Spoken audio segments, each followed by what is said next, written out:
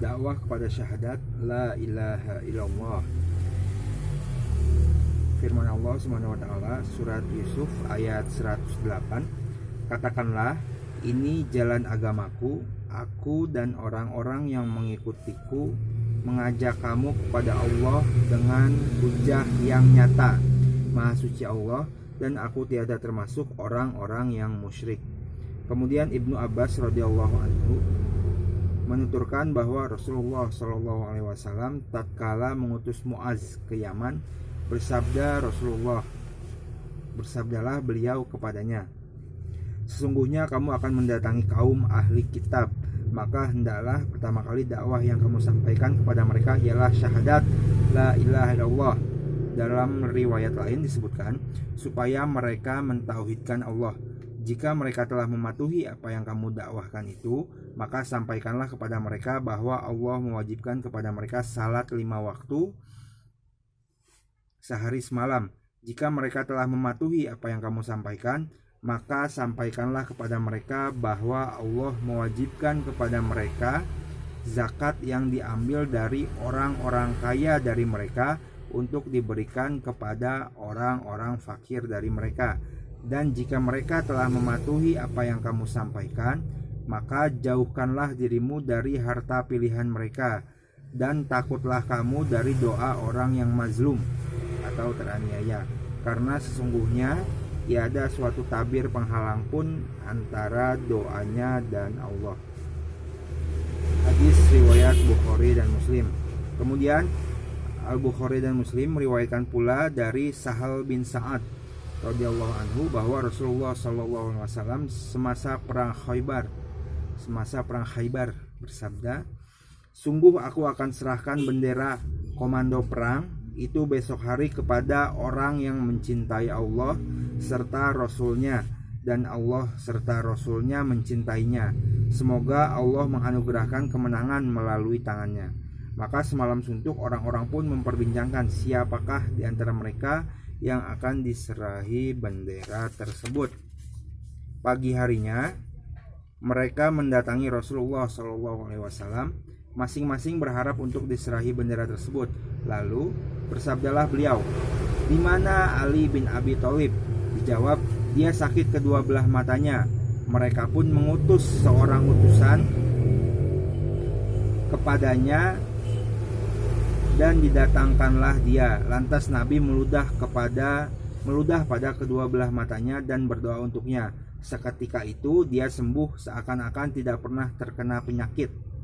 Lalu Rasulullah menyerahkan bendera kepadanya dan bersabda, menangkanlah ke depan dengan tenang sampai kamu tiba di tempat mereka, kemudian ajaklah mereka kepada Islam. Maksud dari ajak kepada Islam yakni kepada pengertian yang sebenarnya dari kedua kalimat syahadat, ialah berserah diri kepada Allah lahir dan batin dengan mentaati segala perintahnya dan menjauhi segala larangannya yang disampaikan melalui Rasulnya. Kemudian kembali ke hadis yang tadi, dan sampaikanlah kepada mereka hak Allah Ta'ala dalam Islam yang wajib mereka laksanakan. Demi Allah, Allah memberi petunjuk kepada satu orang melalui dirimu. Hal itu benar-benar lebih baik berharga bagimu daripada unta merah. Nah, unta merah ini tuh maksudnya di zaman itu unta merah itu adalah harta yang sangat berharga dan menjadi kebanggaan untuk pemiliknya. Nah, kemudian kandungan dari bab ini, bab dakwah kepada syahadat la ilaha illallah. Yang pertama, dakwah kepada syahadat la ilaha illallah adalah pandangan hidup bagi orang-orang yang mengikuti Rasulullah Shallallahu alaihi wasallam. Kemudian diingatkan dalam bab ini supaya ikhlas dalam berdakwah semata-mata karena Allah. Karena kebanyakan orang kalau mengajak kepada kebenaran, justru ia mengajak ke kepentingannya sendiri. Kemudian mengerti betul dan yakin akan apa yang didakwahkan adalah termasuk kewajiban. Kemudian termasuk bukti kebaikan tauhid bahwa tauhid adalah mengagungkan Allah. Kemudian di antara keburukan syirik, bahwa syirik adalah merendahkan Allah. Kemudian poin selanjutnya, termasuk masalah yang sangat penting bahwa seorang muslim perlu dijauhkan dari lingkungan orang-orang yang berbuat syirik, supaya nanti tidak menjadi seperti mereka sekalipun dia belum melakukan perbuatan syirik. Kemudian tauhid adalah kewajiban pertama. Selanjutnya, tauhid adalah yang pertama kali didakwahkan sebelum semua kewajiban yang lain, termasuk kewajiban sholat. Pengertian supaya mereka mentauhidkan Allah adalah pengertian syahadat. Selanjutnya, seseorang bisa jadi termasuk ahlul kitab, akan tetapi dia tidak tahu pengertian la ilaha illallah yang sebenarnya, atau mengetahui tapi tidak mengamalkannya. Kemudian perlu diperhatikan metode pengajaran secara bertahap, yakni dimulai dari masalah yang paling penting, kemudian yang penting, kemudian yang penting, begitu seterusnya. Setelah itu, salah satu sasaran pembagian zakat ialah orang-orang fakir. Selanjutnya, orang yang berilmu supaya menjelaskan sesuatu yang masih diragukan oleh orang yang sedang belajar. Kemudian, berkenaan dengan zakat, dilarang untuk mengambil harta pilihan atau termahal harganya.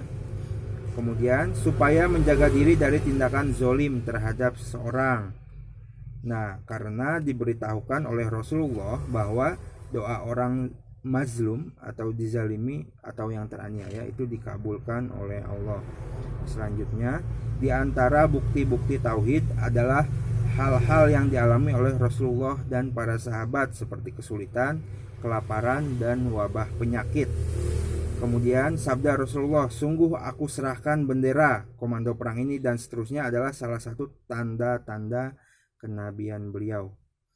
Nah, sembuhnya kedua belah mata Ali setelah diludahi oleh Rasulullah juga termasuk dari tanda-tanda kenabian beliau. Kemudian juga di sini menceritakan tentang keutamaan sahabat Ali bin Abi Thalib radhiyallahu anhu. Selanjutnya juga ini cerita tentang keistimewaan para sahabat karena hasrat mereka yang besar sekali dalam kebaikan dan sikap mereka yang senantiasa berlomba-lomba dalam mengerjakan amal salih.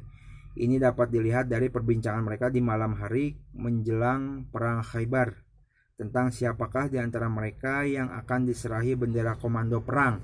Masing-masing mereka menginginkan agar dirinya lah yang menjadi orang yang memperoleh kehormatan itu. Kemudian juga bercerita tentang iman kepada qadar, karena bendera komando tersebut tidak diserahkan kepada orang yang sudah berusaha, malah diserahkan kepada orang yang tidak berusaha untuk memperolehnya. Kemudian juga etika di dalam jihad, bahwa sebagaimana terkandung dalam hadis tadi, bahwa melangkahlah ke depan dengan tenang, itu saat jihad. Selanjutnya disyariatkan untuk berdakwah mengajak kepada Islam sebelum perang. Selanjutnya syariat ini berlaku pula terhadap mereka yang sudah pernah didakwahi dan diperangi sebelumnya. Selanjutnya dakwah dengan cara yang bijaksana sebagaimana diisyaratkan dalam sabda beliau, dan sampaikanlah kepada mereka hak Allah Ta'ala dalam Islam yang wajib mereka laksanakan. Kemudian juga mengetahui hak Allah dalam Islam. Hak Allah dalam Islam yakni seperti salat, seperti sholat, zakat, puasa, haji, dan yang wajib-wajib lainnya. Kemudian juga kemuliaan dakwah dan pahala bagi seorang dai yang bisa memasukkan satu orang saja ke dalam Islam. Yang terakhir, boleh bersumpah di dalam menyampaikan petunjuk.